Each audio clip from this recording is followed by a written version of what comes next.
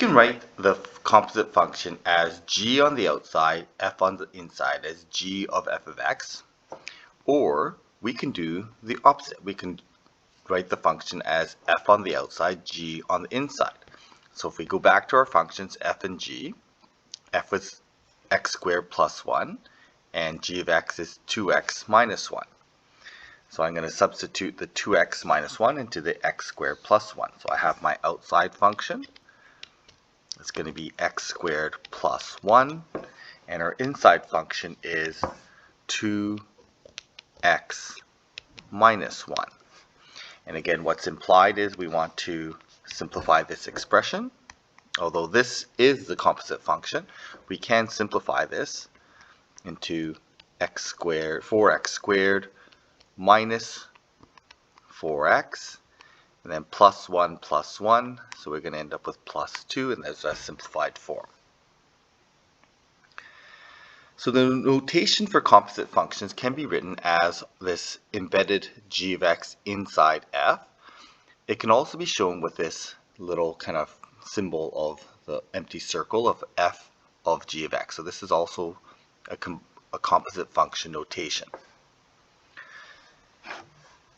So when we look at this, in this case here, we've defined g as 3x squared, and we've defined f as 2x minus 1.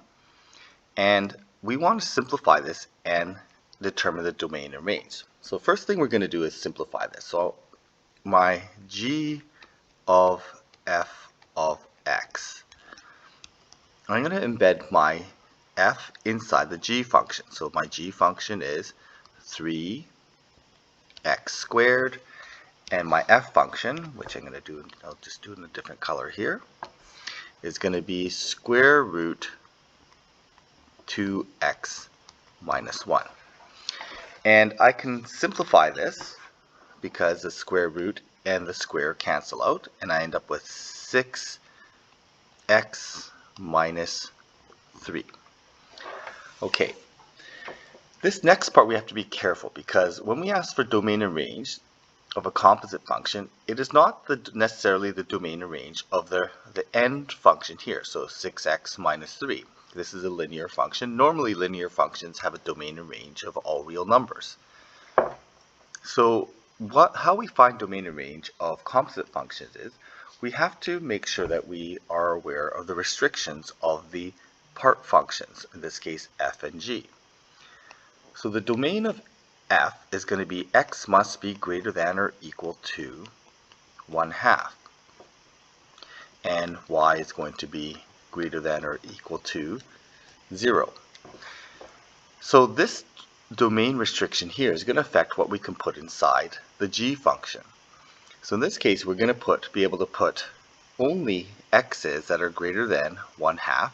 Well, this accepts all x's, the g accepts all x's, so the domain of the new function is going to be based on the restriction on the initial function, the inside function. So domain is going to be x is going to be greater than or equal to positive 1/2. As for the range will normally be all real numbers, and the range is, again, a little bit more difficult to establish. However, because we know that this is a strictly increasing function, and this is going to be strictly increasing from the 0, we know that the range should be the smallest value that we can put into here, which in this case is going to be 0. And the y's are going to just get bigger and bigger because this is a strictly increasing function in terms of its output. And as we put increasing values into x squared, our y is going to be increasing to infinity. Okay? And we can kind of predict that also, because if we start at 1/2, our y's are just going to grow to infinity. Now, the domain is going to be important. We have to be able to find the domain. It's going to be based on the most restrictive part of the combined functions. When we look at composite functions from graphs, we can do this in this way. So there's this line y equals x here, and this line y equals x is going to help us translate the output y values into input x values. So when I look at f of g of 4, I'm going to find g of 4 first. So I'm going to, when x is 4, here, I'm going to get an output here of 2.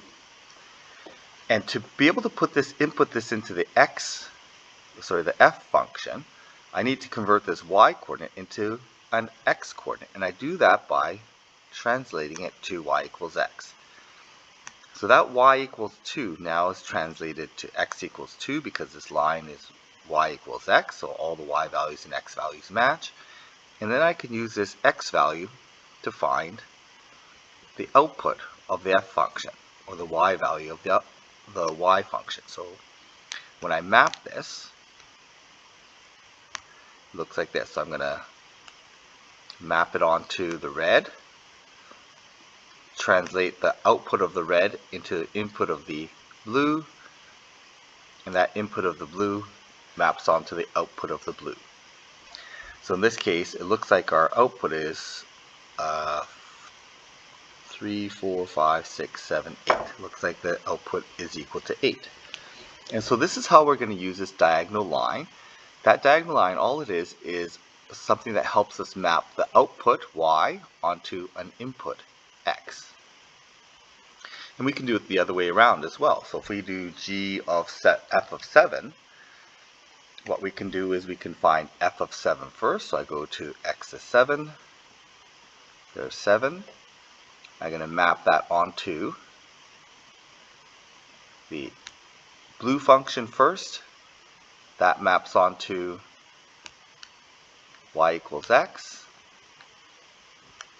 And then we can use that x coordinate to find the y value on the red. So in this case, we get a y equals 2 as our output. Okay, so we map, the way it maps is going from here to here to here to here.